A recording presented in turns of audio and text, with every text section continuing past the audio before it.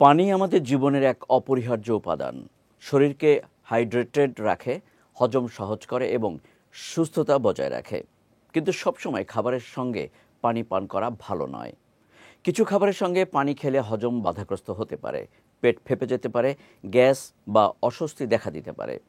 আজ আমরা জানব সেই 5টি খাবারের কথা যেগুলোর সঙ্গে পানি খাওয়ার সময় সতর্ক থাকা জরুরি। বিস্তারিত ডেস্ক রিপোর্টে।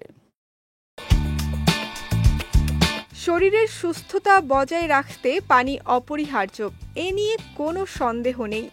তবে বিশেষজ্ঞরা সতর্ক করছেন, সব খাবারের সঙ্গে একসঙ্গে পানি খাওয়া শরীরের জন্য উপকারী নয়। চলুন জেনে নেওয়া যাক কোন 5টি খাবারের সঙ্গে পানি খাওয়া বিপজ্জনক হতে পারে। তরমুজ নিজেই প্রায় 96% পানি সমৃদ্ধ, তাই এটি খাওয়ার পরপরই পানি পান করলে পাকস্থলীর এনজাইম পাতলা হয়ে যায় এবং হজম প্রক্রিয়া ধীর হয়। এর ফলে পেট ফেঁপে যাওয়া, গ্যাস ও অস্বস্তি দেখা দিতে পারে। তাই তরমুজ খাওয়ার পর অন্তত 40 থেকে 50 মিনিট অপেক্ষা করে পানি পান করা উচিত। কলা শক্তি ও ফাইবার সমৃদ্ধ একটি পুষ্টিকর ফল, কিন্তু কলা খাওয়ার সঙ্গে সঙ্গেই পানি পান করলে পাকস্থলীর অ্যাসিডের ভারসাম্য নষ্ট হয়ে যায়।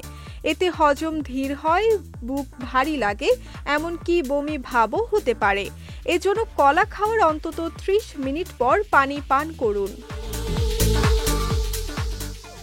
লেবু ও কমলার মতো টক ফল শরীরে ভিটামিন সি ও অ্যান্টিঅক্সিডেন্ট সরবরাহ করে, কিন্তু এই ফল খাওয়ার পরপরই পানি পান করলে পাকস্থলীর পিএইচ ভারসাম্য নষ্ট হয়, ফলে অ্যাসিডিটি বেড়ে যায় এবং পেট ফেঁপে যেতে পারে।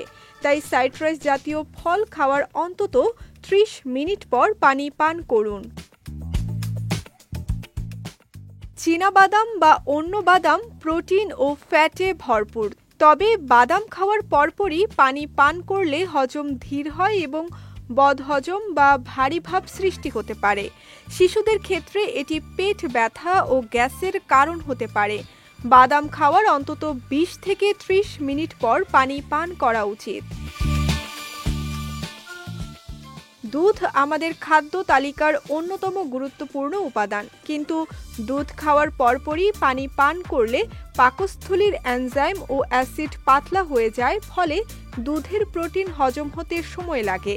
এতে বুক জ্বালা, অস্বস্তি ও অ্যাসিডিটি দেখা দিতে পারে।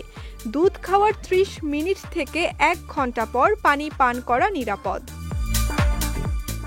পানি আমাদের জীবনের জন্য অপরিহার্য, তবে সময় বুঝে পানি পান করাটাও ঠিক ততটাই জরুরি।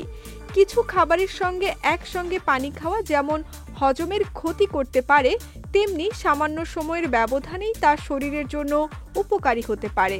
তাই স্বাস্থ্য সচেতন হতে চাইলে খাবার ও পানির সময়সূচি ঠিক রাখাই বুদ্ধিমানের কাজ।